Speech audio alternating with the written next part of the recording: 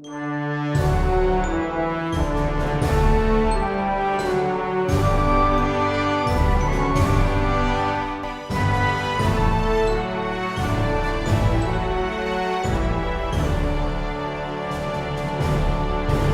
and welcome to the Welsh History Podcast. My name is Jonathan and we are here to advance out of the Stone Age, out of the Neolithic, and into the mighty and amazing Bronze Age.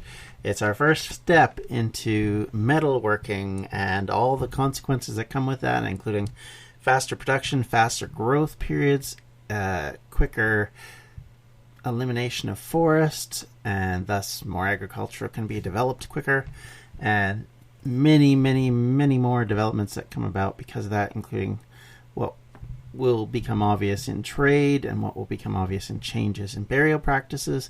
And I hope you look forward to this as much as I do as we talk about this very important and very interesting subject.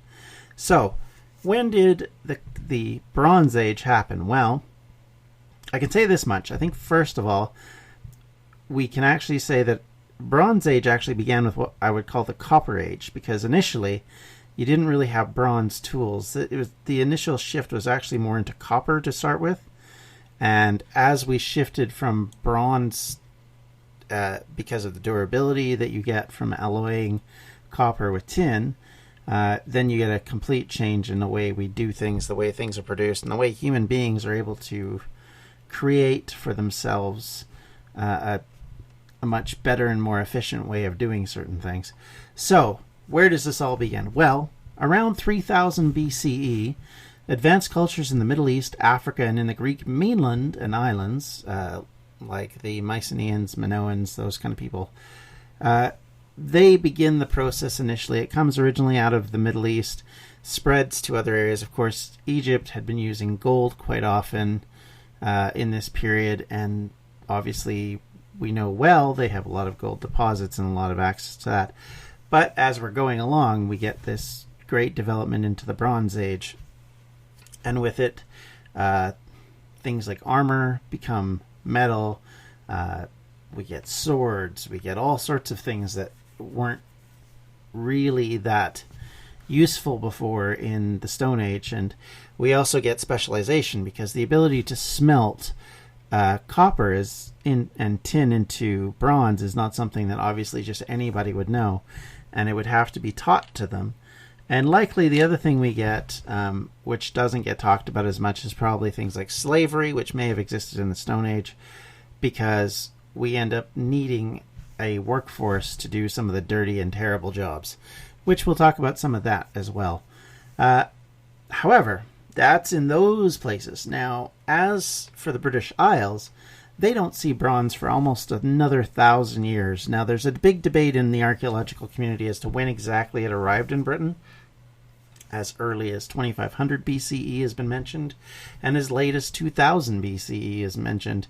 So effectively what that would mean is from the Near East to Britain, it took 1,000 years or at the very earliest 500 years for this technology to make its way to them. So that means likely what you have a couple things probably going on there.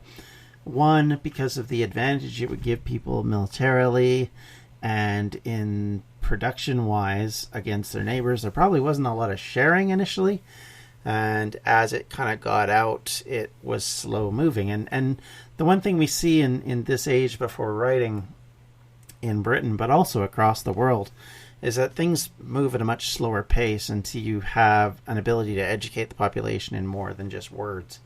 And I think you can see how that affects things, because it's very difficult to pass things on by anything other than oral tradition. And so to try and pass on technology and achievements takes that much longer.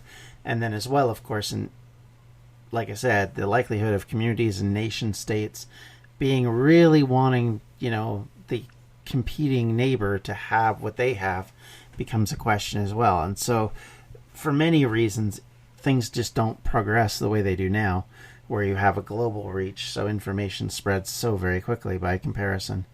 So likely what happened is we have probably a two-pronged thing probably drives bronze into Britain. One, as we know, Britain is actually and we know this because enough archaeological evidence has been made about it, and we even have some writings about it. There was a suspicion that Britain had a lot of precious metal, and specifically that it had the access to bronze. And where this came from initially, we don't know. There was a Greek writers that have talked about the fact that there was precious metal in Britain, but that was much, much later. That was more in the Iron Age as opposed to the Bronze Age. But it also probably is what brought the Romans over investigating things and trying to conquer Britain. So there's a tradition of it. Now, where would that tradition have begun? Likely from trade, because of course, one thing that happens in this era is you're going to be trying to shift goods about. You're trying to trade for other items, luxury items, tools that you might want to use. And so as people spread into other regions and see what the other regions have, there's a desire to bring it back home, just like now, right? You go to, say, Japan, you might find something really cool and interesting that you see, and you think, gee, that'd be nice if we had that where we live, and you bring it back with you. Well, that's no different. A tourist is a tourist is a tourist at the end of the day. And so the other option may have been is that we see a population coming out of Europe and moving to Britain, and likely that's also true, be it through intermarriage, be it through slavery, be it through conquering. We don't really know. We know there's a massive sea change in the way certain things happen in the Bronze Age in Britain, but the reality of it is we don't fully understand how it happened. It may have been a cultural change, like, oh, hey, our neighbors over in France, look at what they're doing. Wouldn't it be cool if we copied them? Sure, let's do that. And so, or this is way more efficient than what we're doing back home, And so you would find that people would either make changes to their lifestyle, or possibly there would be groups that would come over and through dominance in some way or another show their advantage or show their advancements and become either in charge or become the specialists that are brought over to teach the locals how to do it. So how do you end up finding bronze? How do you end up making it into something that you can actually use as a weapon? That's one of the things I think we'll talk about today, is how that process begins. Because I think it's important to understand why it would happen, because it wouldn't be an obvious thing, at least initially, you would think. But from the process, the two major things are you have to be able to find a source of this. Now, one of the ways you do that is by being able to observe the landscape. And as you observe the landscape, you'll notice a change in color patterns on rocks specifically, even in dirt to a lesser extent. And you can actually see that if you look at like cliff faces and such. You'll see changes in colors because of different eras, and kind of as the environment changes, you get a different impression on it. So at times, what you also get is you get an impression of, say, deposits of things. Like in where I grew up, we had a coal mine at one time. So even today, as you drive through the area and drive through what we call the coulees, which is basically the indent from the river valley, as you drive up from the river valley, you see seams of coal still sticking at the edge of these mounds, and they're still easily accessible, more easily accessible than I think a lot of people would even realize. Now, comparatively, in the Bronze Age, you have people going around and they're not looking for coal, although they might be. They're looking for copper, and they're looking for tin. And they will see those deposits on the surface, know that if there's a deposit on the surface, likely there's going to be more. And then they would start chipping it away, probably with initially Stone Age tools, and they would chip out the shiny or rusty looking segments of rock. And then they would go through a sequence of things in order to actually process it. So how do you process this ore that you've chipped out? So what initially, as I said, you find highly colored carbonates, copper in shafts. So effectively what happens is you find it on the surface, then you start to dig in and you find more and more and more and more and more until you've run out. Typical mining process, except for it's a lot less tedious than it would have been now to try and find it, because now we're having to dig a lot farther in order to track it down. The difference is, of course, you don't necessarily have light as you dig into holes, so it becomes very difficult to actually go into some mines because you're doing it in the dark. Thus, the reason why there's some question of whether or not there'd be slaves involved, because it's a miserable process. Now, maybe they just got paid more. It's hard to say. Whatever that pay would be, I wouldn't even begin to guess.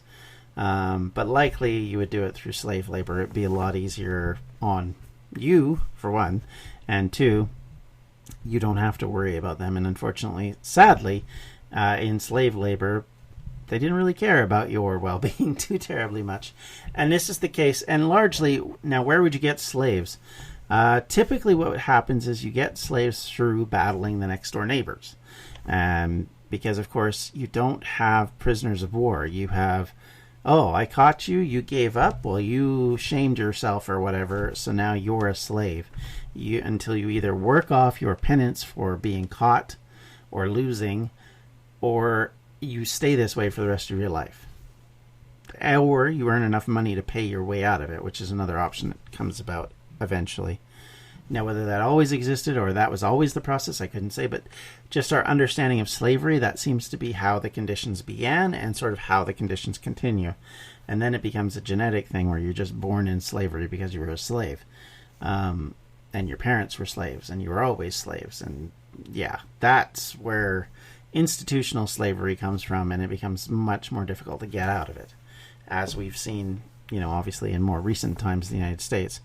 So anyway, going back to the process of gaining bronze. So once you've extracted the copper, you then crush that rock with a fine powder, or to a fine powder. Then you mix it with charcoal and possibly iron ore flux. That prepares it as an ore. Then you place the ore and fuel in a clay-lined hearth.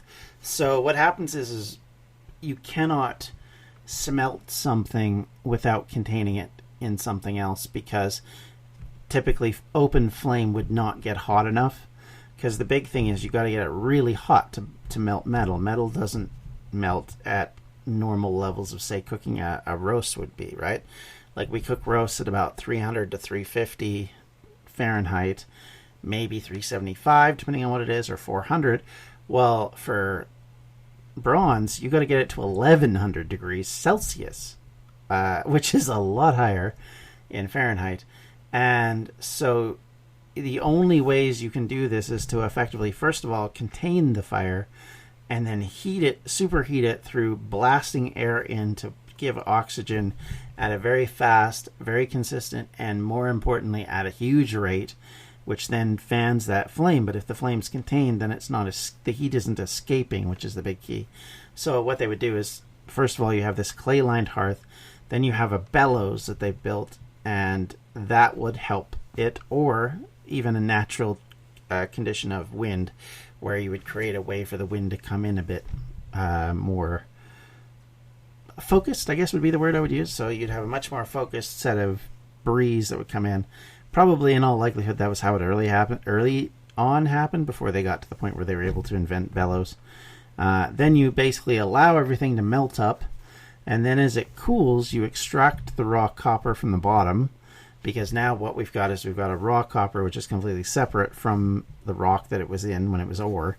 Then you remelt the copper to purify it again and prepare for casting, and then you hammer and reheat the copper to prepare it for metal tools. That's how you get what amounts to the first stage of copper use. When you get to bronze, though, what you have to then do is you have to alloy it with tin or arsenic. And so everything is kind of that much more complicated and that much more time consuming. And you have to be really careful because you can mess stuff up. So that's why I say it's a specialist process. You can't just kind of do it. You have to know how it's done, because if you do it wrong, it doesn't work. And this is being probably made by people who've been making pottery, which again needs that same sort of setup where it needs an enclosed space to heat things properly. It has to be very careful, because if you do it wrong, the pottery breaks, it's too fragile. So there's lots of things that you have to take into account. So you can see how that kind of background would make it easier for somebody like that to understand and be able to create something from copper into something called bronze, which then you could use to make tools, make weapons, make all these other things that sort of assist you in the production of these items. So if we go back to Wales and look, what we end up happening is, instead of whereas before we were talking about in the Stone Age, a lot of people live on the coast. They live in areas near the coastline because, of course, food sources come from rivers, come from oceans, come from what you can grow. And obviously droughts and other climatic effects would make things difficult sometimes. So obviously you need to supplement your food supply. And likelihood is, because it takes so much longer to chop things down and clear, you're likely not clearing as much forest as you might with metal tools. One of the big things we get with metal tools is sharpness obviously goes up quite dramatically. So now the weapons are way more efficient. The axes are way more efficient. So clearing agricultural space becomes a whole lot easier to do in the Bronze Age. And that helps because now all of a sudden you've got a much larger area of growing. It also helps because it creates the ability to make defensive fortifications that where you can be in the mountain ranges or in somewhere where it is heavily forested, clear out quite an area and then protect yourself a lot easier. And I think that's one of the things that comes of this, is we start to see a much more complex system in the way people live. We start to get towards the roundhouses of the Iron Age. We get more towards the hill fort settlements we will see in the Iron Age. And that shows that, A, people are needing to protect themselves, protect their families, protect their crops, protect their sheep and cattle and pigs and chickens. And so there's consideration for why you would do that. And it's not strictly a religious reason. It's typically a defensive reason. That's, if you look even later on in the period, you end up having hill forts become terribly popular right up until the Romans come and basically show the Celtic Iron Age population that the hill fort doesn't stop them. After the Romans leave, however, and post that and the real Anglo-Saxon England versus the rest of Britain, you have this point where the British population goes back to their Iron Age hilltops and resettle there, basically because that's an area of safety. It was proven it worked. You know, you can imagine some old timer saying, well, back in my day, blah blah blah. Of course, back in his day was 500 years ago, so maybe that didn't work so well. But you have this whole concept that the get up on a hill, protect yourself, make your barrier easier to do, and then clear around you so you can see anything coming. And that becomes very common at the beginnings of this age of metal. And that's part of the reason why, because you can do things much more efficiently. Once you can do things much more efficiently, you're more willing to do it. And that will definitely change what we understand and what we see in this age of bronze. So one of the big mines that we have actually in Wales, and this is why I say you see a movement inland, one of the areas we actually find this mining going on is actually out of the mid-Wales, not too terribly far really from Aberystwyth, in Ceredigion.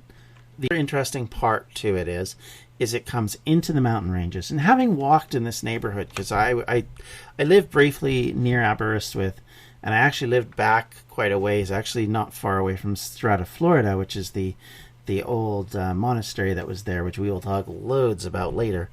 I used to walk quite often there, and I can tell you that when you're out walking in that area, you realize very quickly just how hilly things are, because there's a lot of hills between that area and Aberystwyth proper. And the one thing that you can imagine as you look about is that it would be easy to notice copper deposits in this area because of the shale, because of the hills. There's a lot of silver, lead, zinc in this area. It's very popular even in Roman times. It becomes a mining area. Right up until the 1800s, they're still mining in the Victorian era. And the area we're talking about is a place called Cwm Ystwyth. It's in Ceredigion, and it is something of a well-known place from historically going back even into the Bronze Age, and was a place where we found copper and was definitely a historically well-known and well-used mining site. And like I said, when you walk around that area, you see the land, you can see there are mineral deposits even today that are actually visible on the surface. And so what you end up happening is you find that surface and then you can dig in. The other thing is that area is actually very pleasant as far as agriculture goes and ranching. Even, again, as I said, today there's a lot of sheep ranching going on there. There's a lot of farms there.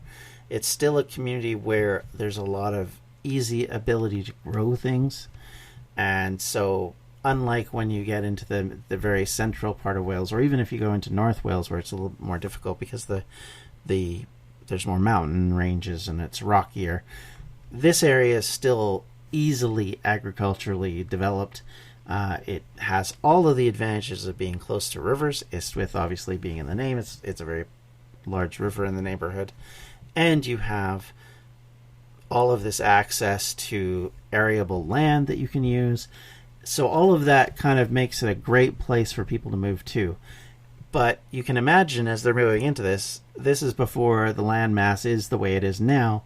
And so they're even moving more inland than what we think of, because really the land stretches farther out into the Irish Sea than what we think of, even in the Bronze Age. And so realistically, they're really going inland. So you can also imagine that would be quite the change from the staying near to the coast, staying closer to accesses to major water supplies, staying closer to trade, let's be honest. So obviously then the rivers become very important in your ability to ship stuff out of there, because obviously just mining in an area like that, you would have excess. So if you have excess, then it gives you the ability to then ship it out to someone else, whether that's someone else's valley over or across the island or even overseas. That part of it we're not clear on. But the reality of it is this is when Wales really does get more settled. We start to see a lot more occupation. There's a lot more evidence of occupation. And we will continue to look at how the Bronze Age will affect this area, how it affects basically all of Wales, because it does develop the country in ways that weren't being developed before. And the Stone Age, of course, didn't have this option. It didn't have the ability to do this. At the time, agriculture is still relatively a new thing. Now people know how to grow stuff. They know how to develop arable land. They know how to... Domestication of animals has taken place for thousands of years. Everything that they needed to do to figure this out has already started or been done. And now you have tools that will make things even easier. And yes, bronze is not iron, it's not steel, but yet it's still a million times better than a stone implement as far as being able to have durability. Because, of course, if something gets out of shape, you can pound it back in. If things get warped, you can even go as far as resmelt them and make them into something new. It's harder to do that with stone, because obviously once you've chipped out a piece to put in an arrowhead, you can't turn that arrowhead into another item. It's just literally an arrowhead. And once it breaks, it's pretty much done. So that's one of the big differences with bronze. This whole shift also allows changes in the way people live, probably because the efficiency of being able to create larger farms, being more effective at farming because you have a different type of implementation. You end up having better yields, and if you have better yields, obviously people are healthier, and if they're healthier, then they will continue to grow as a population.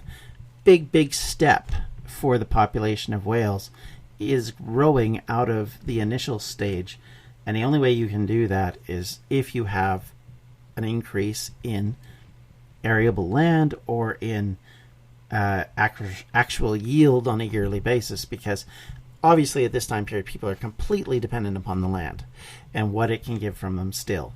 There is no sense of being able to mass produce things to the way even in the Roman period they will be able to do, and civilization has not stretched to a point where there is actual massive civilized locations. We don't have towns and cities in this era in Wales or even in the main part of Britain.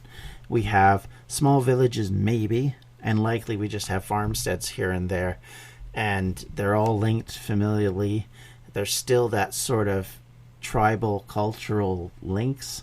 So even though you're related by DNA, the likelihood is that one set of people living in a small valley probably saw themselves distinct from the people on either side of them.